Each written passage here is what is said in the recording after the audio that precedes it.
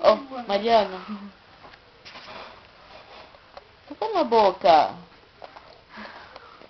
Mariana. Tá fazendo o que, Ruth? Sopa.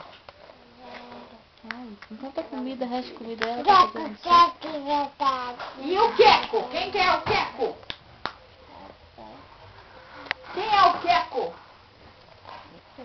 Mariana.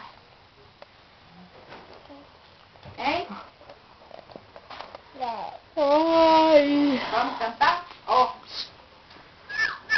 Aí depois a fralda boa, Mariana, e a fralda ruim. Aquela bonita fralda boa. Coloquei a fralda que estava aqui em cima.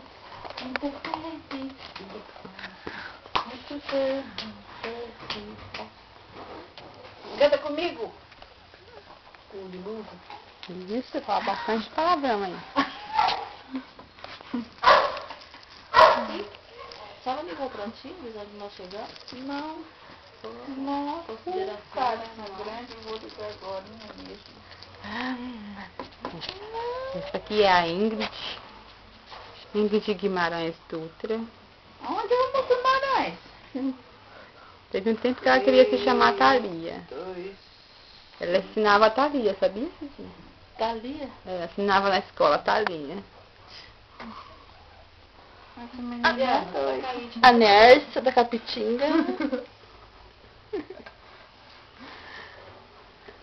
Ingrid, que cagada! Foi a Mariana. Olha aí, Cidinha, ó. Ah, quem que abriu? Eu fechei. Mariana. Mariana. Fala oi, Mariana. Mariana, fala oi. Oi. Oi. Ah, enfiou na boca. Não sei o que ela enfiou na boca.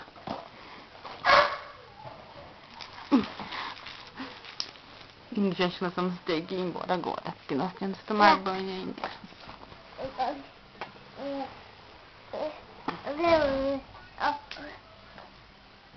Se quiser levar a máquina, pode colocar, põe lá no computador já, que o pai dela deve estar lá desesperado.